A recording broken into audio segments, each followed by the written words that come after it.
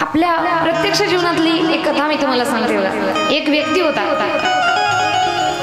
तो श्रीमंत होता आणि त्याचा जो मित्र होता तो गरीब होता।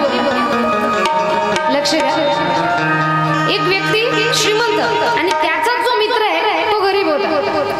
आता जो श्रीमंत होता तो आपल्या गरीब मित्राला म्हणाला, चल चल चल आपण दोघ जण माझ्या सासरवाडीला जाऊन येऊ।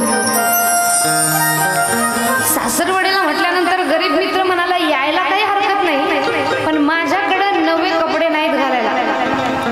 ते म्हणाला, तुझ्याकडे नवे कपडे नाहीत काय झालं, माझ्याकडे ना, मी माझे कपडे तुला देतो। हा म्हणाला, मग यायला काही हरकत नाही। त्याने त्याचे कपडे त्याला दिले। आता कपडे दिले तर इथं विषय त्याने संपवला नाही। सासरवाडीला गेला। आता पुरुष वर्ग, जेव्हा आपण आपल्या सासरवाडीला जातो तिथं गेल्यानंतर सोबत नवीन पाहुणा घेऊन गेले तर सासरवाडीचे लोक काय विचारतात, नवीन पाहुणा कोण आहे विचारतात ना। अशा प्रकारे त्याला सुद्धा प्रश्न विचारला की हा नवीन पाहुणा कोण।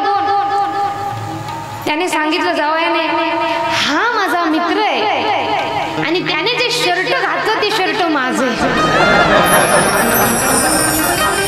आता तो गरीब मित्र आहे तो म्हणू लागला, मी इथून निघालो। आता तो म्हणाला, काय झालं, तुला असा अपमान करायचा तर तुम्हाला शर्ट कशाला दिलं। ते म्हणाला, एकदाच माफ कर, आता पुन्हा मी काहीच बोलत नाही। तो म्हणाला, ठीक आहे। शेजाऱ्यांच्या घरी चहा पियाला बोलवलं, चहा पियाला गेले, तिथं सुद्धा नवीन पाहुणा दिसल्याबरोबर शेजाऱ्याने सुद्धा प्रश्न विचारला, का हो जावई बापू, हे नवीन पाहुणे कोण। यावर त्यानं उत्तर दिलं, हा माझा मित्र आहे आणि त्यानं घातलेलं शर्ट त्याच आहे का कुणाचं आहे ते त्याला विचार।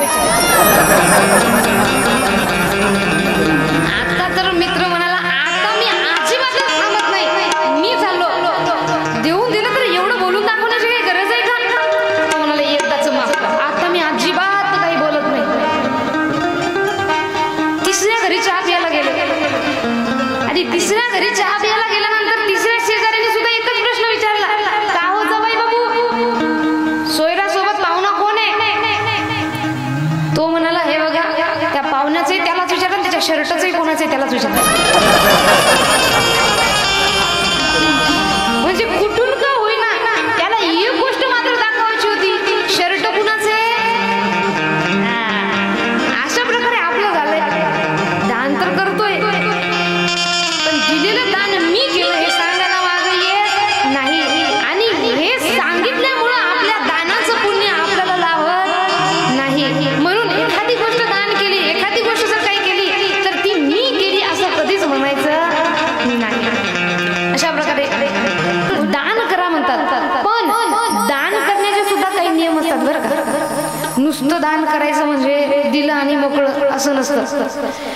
दान करताना म्हणतात, अशा प्रकारे दान करा की सरळ हाताने जर दान दिलं तर उलट्या हाताला सुद्धा माहित होऊ नये। जुनी माणसं बोलायची, दान अशा प्रकारे करा की सरळ हाताने दान केलं तर उलट्या हाताला सुद्धा माहित होऊ नये। दिलं ते देऊन टाकलं, मग नंतर त्याची ऍडव्हर्टाइजमेंट करत बसायची नाही। हल्लीचं युग बघा तुम्ही, देतात 10 रुपये ऍडव्हर्टाइजमेंट 20 रुपयाची। कुणाला 1000 रुपये जरी दिले तरी एवढे सोशल मीडियाने फिरते ती बातमी, 1000 रुपये दिले, 1000 रुपये दिले, 1000 रुपये दिले।